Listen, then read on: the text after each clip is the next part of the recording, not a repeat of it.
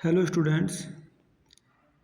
Previous year question paper को solve करने का जो सीरीज चल रही है, उस सीरीज में हम लोगों ने लगभग सभी क्लासेस के ऑप्शनल सब्जेक्ट को इसमें कंप्लीट कर दिया है।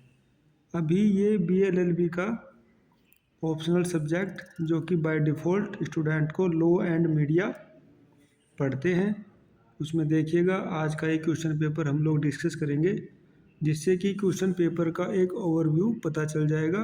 विद्यार्थियों को काफ़ी हेल्प होगी उनकी एग्ज़ाम की प्रिपरेशन में। देखिए BLLB 4th सेम क्वेश्चन पे आइएगा।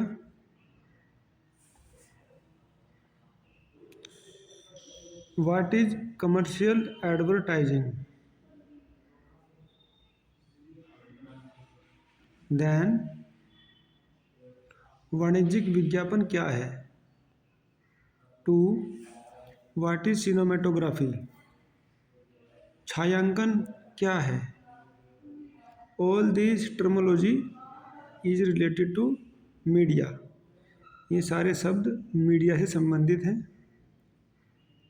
देन सेंसर बोर्ड द्वारा फिल्म प्रमाणन क्या है? What is film certification by censor board? 4 पे ये वेरी शॉर्ट क्वेश्चन है।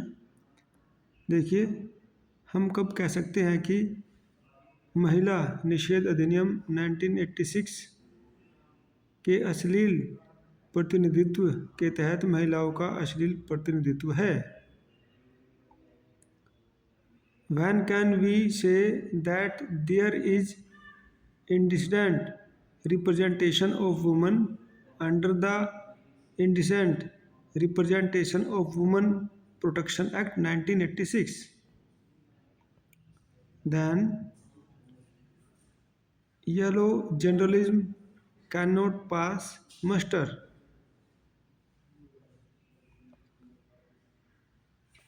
Under the guise of freedom of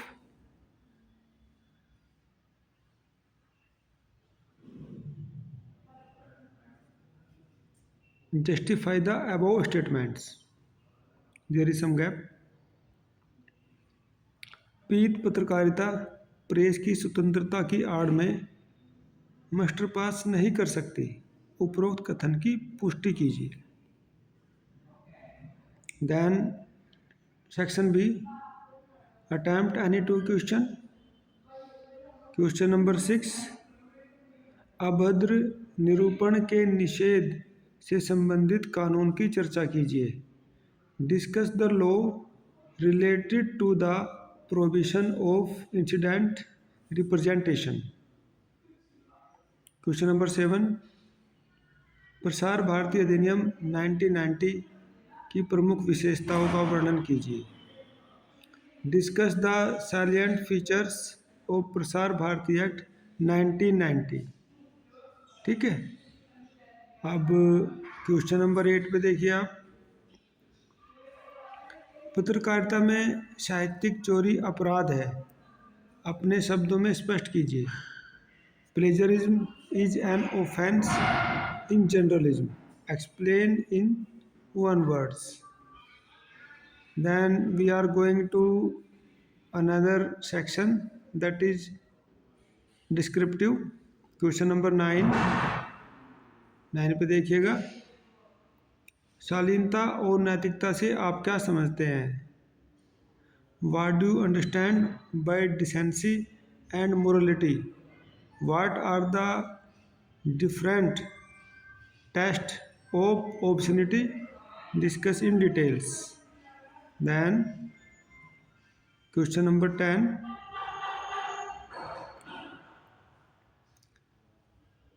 मनोरंजन में विभिन्न नैतिक मुद्दों का समालोचनात्मक परीक्षण कीजिए।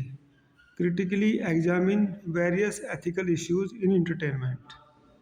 Then 11,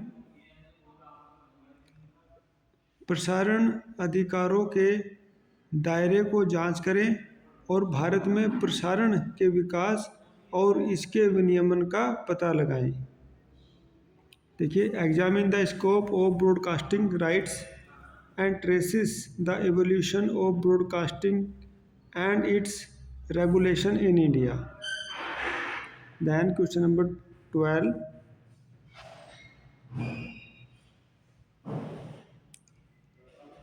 Let's see. निम्नलिखित में से किन्हीं दो पर संक्षिप्त टिप्पणी लिखिए।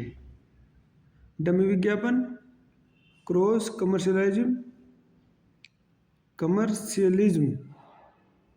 Advertising standard council of India, and then press commission of India.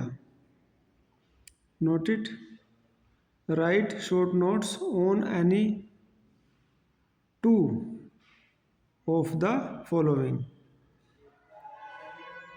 A. Dummy advertising, cross commercialism, then advertising standard council of India. Now question number 13, that is the last question. Discuss the role and features of Cinematography Act 1952. छायांकन अधिनियम 1952 की भूमिका और विशेषताओं का वर्णन कीजिए। देखिए इस तरह से ये 13 क्वेश्चन से पूरा हमारा ये एग्ज़ाम पेपर बन जाता है।